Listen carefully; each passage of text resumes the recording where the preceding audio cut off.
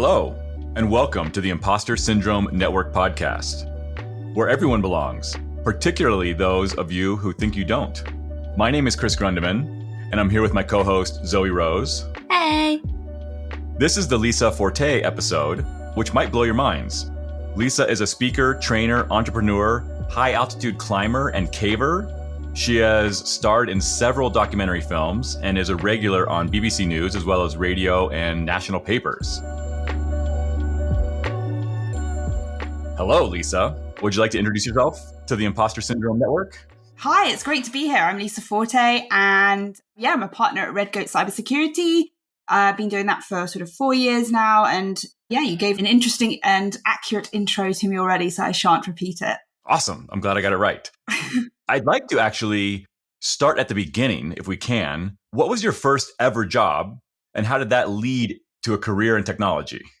So I have a really odd route into tech, and I actually started in security, working in maritime security, so protecting ships from pirates, actual pirates. When I said I sort of worked in counter piracy, and people misinterpreted that as me stopping video piracy, which is not as cool and not what I do. So I used to work for maritime security companies, and we used to essentially get a ship from a client, and we used to have to protect that ship from pirates. So we would fortify the ship using lots of different things. And then we'd put armed guards on board the ship as well to try and protect it. Because at this point in time, it was a huge issue off the coast of Somalia. So that's what my career in security started. It was defending ships from pirates. And that was my very odd start in security. That's wild. Really cool. I've been to Djibouti. And so I've heard a little bit about piracy and off the coast of Somalia anyway. How does that translate into, obviously that's security. It's more physical security, I think. In the military, they talk about kinetic security, right? Right. But anyway, how did that translate into more cybersecurity, which I think is what your focus is now? Right. So there was sort of two sides to it, really. So firstly, my main sort of role in that capacity was to prepare a plan for how to defend the ship, but also what happens if the pirates get on board. So how do we slow them down from getting to the bridge? How do we protect the crew on board the ship, put them in a citadel, protect their lives? How do we go about sorting out the ransom? How do we go about the ship? All that sort of stuff, which translates a lot to what I do now. And I'm sure we'll talk about what I do now in a bit. But I sort of do that same function, but for cybersecurity and cyber disaster planning sort of thing. So it sort of translates directly to that. But also there was a very online level, because one of the things we started to realize, one of the patterns we started to see was that actually the pirates were very, very good at targeting ships that had no armed security on them. And we started to think, well, how are they letting ships go past that have armed guards on, but not, and then targeting just the ships that do not? There's got to be some intelligence. And so there was a lot of work done, a lot of OSINT done, a lot of research done, that actually linked a lot of people in London and in some European countries to pirate networks in Somalia. And a whole investigation was done by international organizations. So I played a part in that, which is where I started to get very interested in the digital component of security. Then I moved into counterterrorism policing, and then into one of the police cybercrime units. And that's where I got heavily invested in the cyber element as opposed to the pirates on the high sea element of security. Not gonna lie, all I could picture whilst you were talking was you wouldn't download a ship. It's a fair point. It's a fair security point. That's amazing. That's such an interesting career. I didn't actually know about that. I knew you worked in the police, but I didn't know about your pirating adventures. Yeah. I suppose because you also do social engineering now as well. Yeah, so my main roles now is I focus very heavily now on helping companies prepare for a cyber attack, actually. So we actually go into companies, we simulate a cyber attack, we help their board run through what they would do, how they would react to it, how they would respond to different things. What are you going to tell clients? What are you going to tell the press? Things like this. And then we sort of produce a report on how they could improve. Because one of the main things that we see a lot with cyber attacks is that the response post-attack is really, really critical. And if you get it wrong, it very publicly becomes a horrendous thing. So it's really important how you respond to these things. And that very much comes back to what I did when I was working in piracy, or anti-piracy, shall I say. I wasn't working in piracy. During my time as a pirate, yeah, so it very much comes back to that same thing about working out when the worst case scenario happens and your defenses fail, what happens and how do you handle that? So that's my area of interest. Nothing big, just everything important. I like that. The court of public opinion, is that what they call it? But it's so true. It's not only how do you handle it, but how do you give reassurance to your consumers that you're not rubbish and you actually do care about security without saying, we care about security. That's a really good area to be in. Yeah, definitely. And it's not something you can just blag. I think blag is maybe a very British term, but sort of make up on the, as you go along. It's not something you can do, because when you're under a lot of pressure, you don't make good decisions. No human being makes good decisions under a lot of pressure. You make mistakes under a lot of pressure. So it's very important to pre-plan out as much as you can, because when you're in that situation, you really want a checklist of things you need to do, because, God, I know this, when I'm burning the dinner, it all starts to go completely wrong as soon as I start to get panicked. So it's a very similar thing. I'm not a very good cook, side note. Well, I mean, you're Italian though, so you get a pass because by default you're better than I am. Yeah, I think I get a pass for all of my failings because of that one point. I'm okay with that. But that kind of goes to, like, I suppose for a lot of people looking at you, just your job title alone, partner at Red Goat Cybersecurity, what does that kind of look like? Obviously, you just talked through quite a few different things of, preparing people, doing simulations and that, but your day to day, how do you get to that point? And also, what are the things that people can do that maybe want to get to where you are? Especially, I mean, I love red teaming, but it's not my area of expertise, I would say. And I love doing simulations, disaster simulations, I find so sexy. But what are some things that people can kind of prepare themselves to be in a place where they can then provide those services? Yeah, so I think there's a couple of things. I think the first thing for me as a lesson, when I started Red Goat, which was 4 and a bit years ago now, one of the things that I think is really tough actually is that when you start your own business, even if you just go out as a contractor or whether you start a company like I did, you have to become HR, marketing, sales, accountancy, strategy. So you can be really good at the topic that you're selling, at the service that you're selling. But it's not just that. It's a whole load of things that you've never read about before, that you've never understood before. I have no idea how to do marketing when I started the company. No idea at all. No idea how to do HR. Didn't know anything about accountancy. And you have to learn all of those things. So it is a really steep learning curve. And it's really not as simple as just, I'm really good at this, I'm going to go out and create my own business. There's a lot to it. So I'd say that the first kind of year and a half, 2 years were really hard for me. I didn't have much of a life at all. Not that I have a lot of a life now, but I had less of a life then. And that part of it is really, really hard. In terms of actually doing it, I think you just have to be someone who's really interested in being creative, because when you're trying to simulate scenarios, when you're trying to come up with solutions on how we defend a company, you've got to be super creative. You've got to be able to think outside the box and think on your feet. You have to be able to kind of come up with solutions that might work. And sometimes those solutions are really difficult. For example, most of my clients want ransomware as a scenario to run through. Like, how do we, what happens if we get hit with ransomware? And one of the really difficult conversations that you have to have is, do we pay the ransom? And a lot of companies pay ransoms. And the reason for that is, there's this sort of moral, I'm not going to pay, it's completely wrong, that we all subscribe to and we all agree to. But what you have to also realize is, from a business perspective, there's a business operation situation, which is like, we can't continue unless we pay the ransom. So do we fold the business or do we pay the ransom? And then it gets very complicated. So you've got to be able to have an open mind and be aware of business problems. So not just cyber, idealistic security tech solutions, but also thinking from a business perspective, like a CFO or a CEO of a big company, how are they going to view this risk? Because they view it differently. So you have to be able to be very adaptive, I think, to do it as a role. But yeah, I would say that those two things are definitely things to be aware of, because if you go it alone, you now have to do everything. So just be aware. Yeah, definitely. I think that's a well-known secret among entrepreneurs, right? Is all the other stuff we have to do. If I can, I want to kind of underline or repeat back a couple of things you said, because I think they're super important, right? One is this idea of creativity. And I think that, I know for myself anyway, just the way I was raised and going into engineering, I almost felt like creativity was something that other people did, right? If they're artists or something else. And definitely, as I've moved through my career, have found that the more I can embrace creativity in my own life and in my own work, the better I do. And so I think that's really, really a good point you're making, that creativity is a part of this, right? And we think of a lot of times cybersecurity or the other kind of IT professions as lacking that, but I think it's really a big piece of it.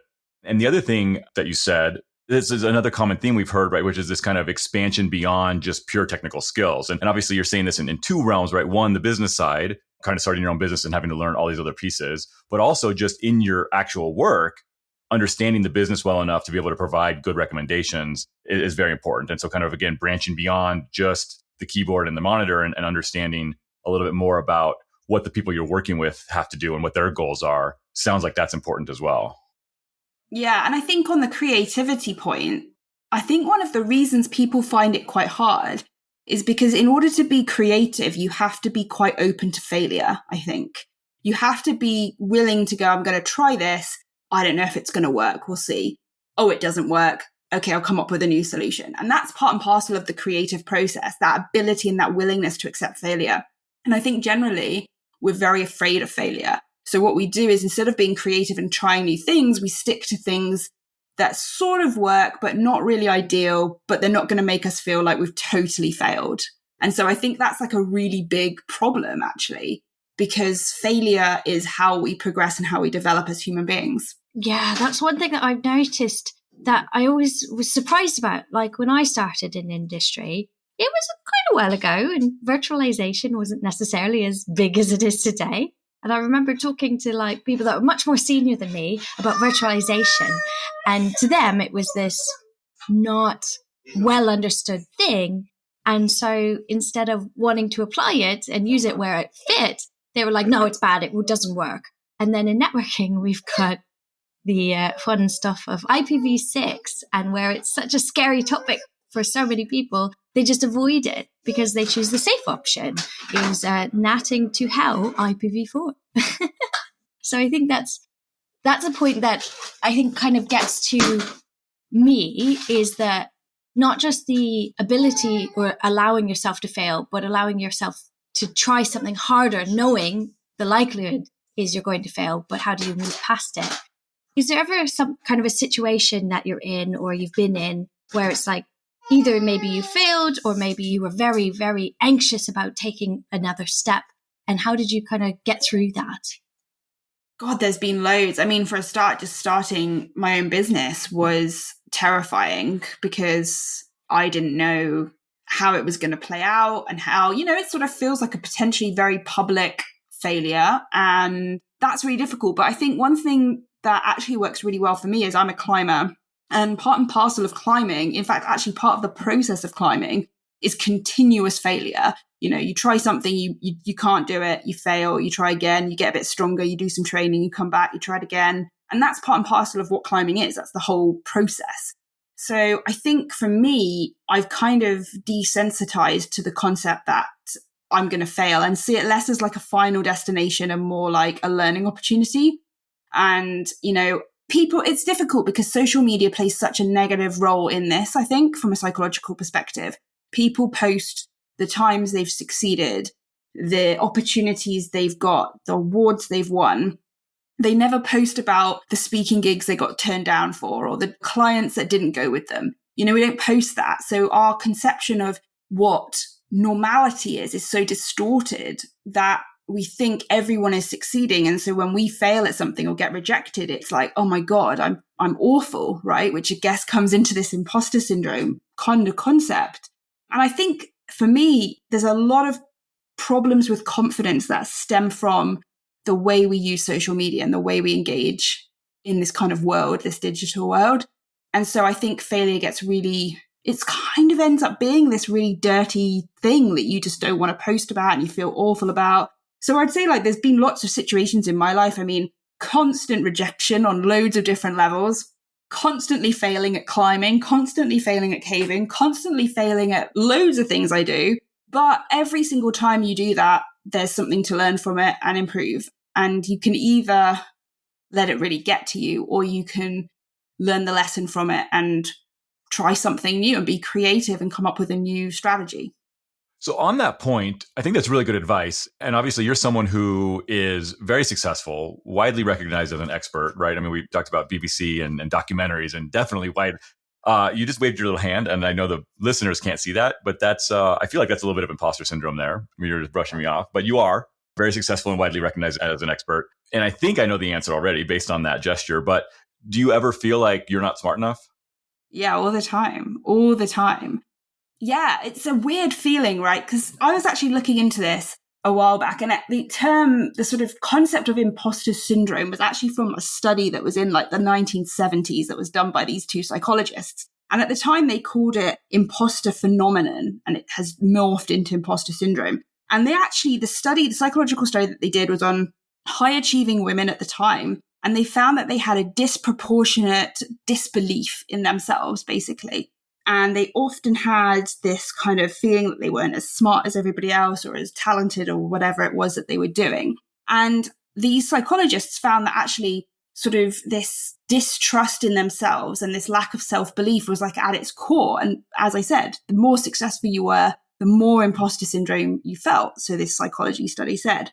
And I think for me, there was this moment. So I watched this documentary and they were interviewing this Tour de France cyclist.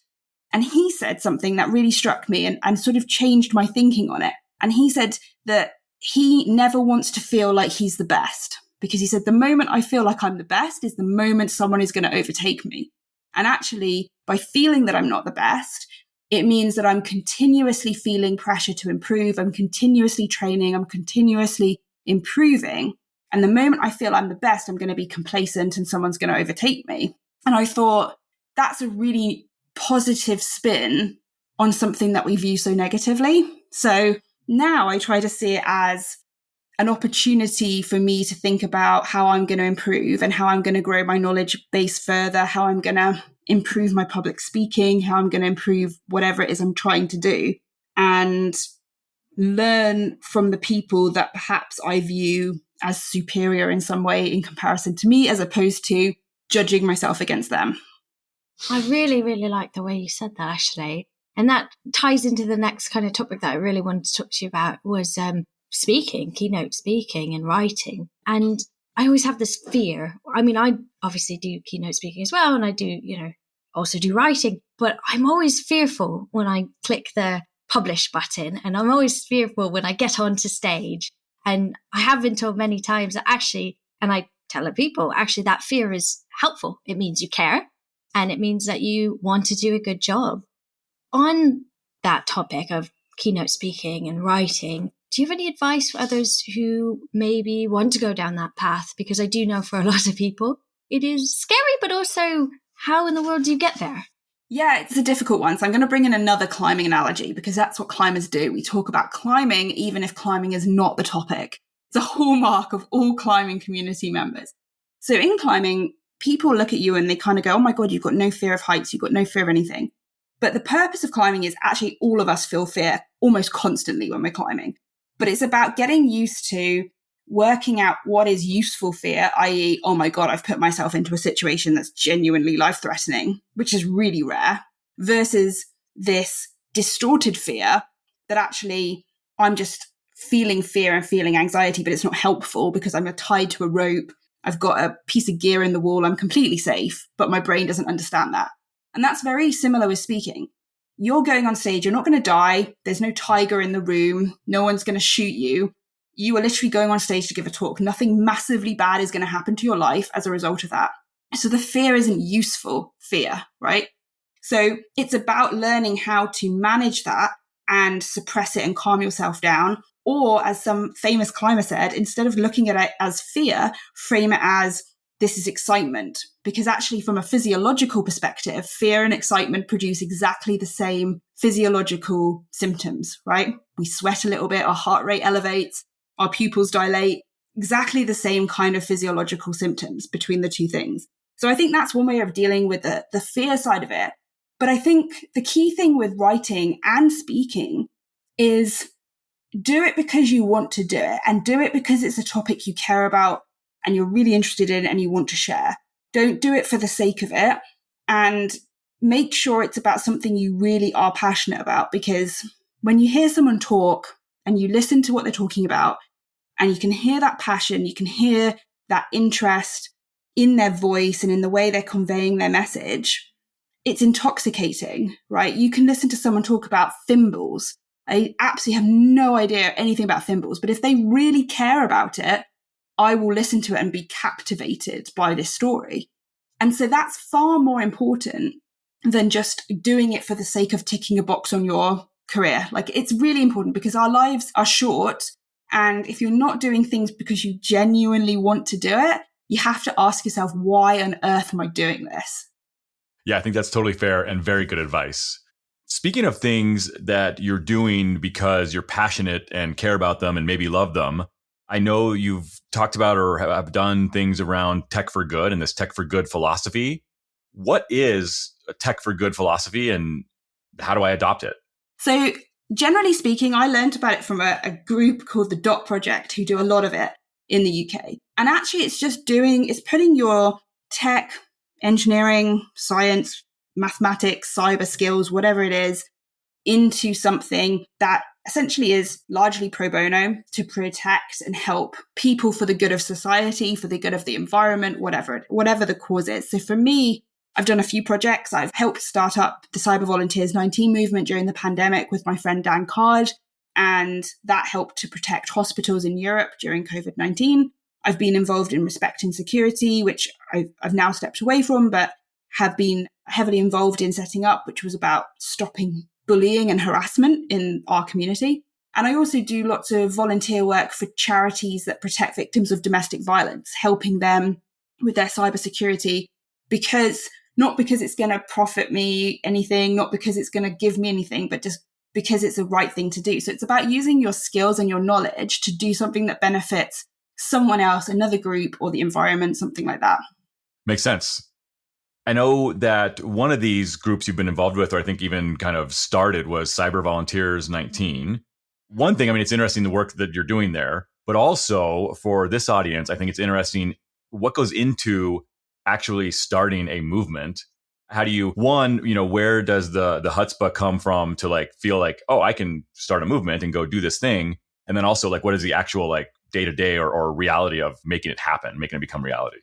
Wow, well, we learned some really fast lessons. So we started it. So when the pandemic first hit, so March 2020, we were having a conversation and we were hearing a lot of chatter from the NHS and some other hospitals in Europe that were having issues, seeing an increased number of attack attempts on their networks. And one of my friends said, why don't we do something, just the three of us, myself, Rad and Dan, just to help these companies. So that's how it initially started as an idea. And then my friend Dan Card, who is probably the most, how would you describe him, motivated individual I've ever met, decided overnight that it would go from the three of us to like a big organization of volunteers. So very quickly it grew from basically 3 people to 3,000 people over the whole of Europe. We had a sister organization in South America that set up. We had a sister organization in Australia that set up, all within the space of a few months. To say it was chaos would be a really kind of generous way of describing what ensued, because it was absolute chaos. We had to translate sort of threat reports and vulnerability reports and all sorts of things into all these different languages, and it was just an absolute nightmare. But the intention was there, and we learned a lot from the experience in terms of doing other volunteer stuff in the future. But I think it's about working out what you're passionate about, what the cause is that you care about. Is it, charities that help kids or animals or whatever it is? And then looking at organizations that are already in that space, if anybody, and either joining forces with them, which would be the easiest way to do it, or trying to start something up yourself with a group of similarly minded individuals. But again, and I keep coming back to this, it's got to be driven because you actually care, because it's a lot of work and it's a lot of commitment. And if you're doing it for any other reason, and I mean this in the nicest possible way, you will regret it because it will just be so much work. So you have to really do it because it's something you genuinely care about and want to input into society. Oh, 100%. Looking at your career and knowing you personally, you were bloody motivated and you do a lot of very impressive things. My last question is regarding mentors and sponsors. Have you ever had a mentor or sponsor? Do you seek them out, or maybe you become the mentor or sponsor that's kind of helped you along the way? I've had a few people actually, and the people who I found to be the most valuable, I suppose, to me have actually been people who haven't been in cyber at all and have come at it from a completely different perspective. Because actually sometimes what I think can happen in our field is that you get a lot of tunnel vision as to what the best course of action is and what you should be doing and how your career should progress. But actually sometimes someone coming at it from a completely different perspective can see opportunities that you would have just discarded. So I think in some ways, the role of a mentor is also to open your mind to new opportunities. So those are the people who I found had given the most value. I've done a few mentoring sessions with friends who do stuff for Caps Lock, which is an organization in the UK, but I haven't done an awful lot, to be honest. It's something that I feel a lot of imposter syndrome, as we're on this podcast, doing. And I sort of struggle with the concept of doing, but maybe in my future, maybe. Well, sadly, we've reached the point where we need to wrap this episode up. Lisa, thank you for sharing your story with the Imposter Syndrome Network today. And thank you to all our listeners for your attention and your support. Please remember to follow, like, and share this episode if you enjoyed it or found it helpful. And feel free to join us on LinkedIn for all the between the episode conversations as well. But before we shut off the lights, Lisa, I'd love to know, we've talked about your motivation and the amount of stuff you've done over your career so far. I really am curious how you stay on the top of your game day in and day out. Do you have a morning routine that you could describe for us, or how do you keep it together? I drink an awful lot of coffee for a start. That's where a lot of my motivation comes from. But for me, it's about routine and actually just generally in my day, I do a lot of exercise. My diet's really important. I work hard, climb a lot, train a lot. And that kind of keeps me quite balanced. I think for me, the key thing that I find actually really draining is the sort of incessant scrolling through social media. I feel really drains my energy. And when you actually stop that for a period of time, you'll actually notice quite a lot of clarity coming back and quite a lot more motivation. And you suddenly find time for a lot more things. So I recommend trying to reduce that, and you'll be amazed by how much more you can get done. I think that's really good advice, and I'd like to +1 on that. I've even started subscribing to like old school real magazines that come in the mail so that I can read those when I have downtime instead of flipping to my phone and scrolling through what can often be nonsense. Most of the time it's nonsense. Maybe we are getting old. We are getting old. All right, awesome. Are there any projects that you're working on? We talked about a few, but maybe you can kind of go back through some of the list of like the highlight reel stuff that you would like the network here to be aware of. And also, as part of that, where can folks connect with you? Is there social stuff that you do where people can chat with you if they want to follow up or anything like that? Yeah, so I'll start with the last question first because it's front of my mind. So at Lisa Forte UK is my Twitter handle. I'm also on LinkedIn. So you can catch up with me on either of those two platforms. I blog on my company website, which is red-goat.com. And in terms of projects, I'm kind of looking a lot into actually an interesting project at the moment that I'm working on, which is looking at how we could potentially stop or reduce the spread and effect of ransomware across the globe and what policies at governmental level perhaps we could be lobbying to implement. So if you have interesting thoughts on that, anybody at any level of your career, please reach out. I'm always open to new and creative ideas. So that's what I'm kind of looking at in my personal life at the moment out of just pure interest. Perfect. That's great. Well, we'll see you all next week.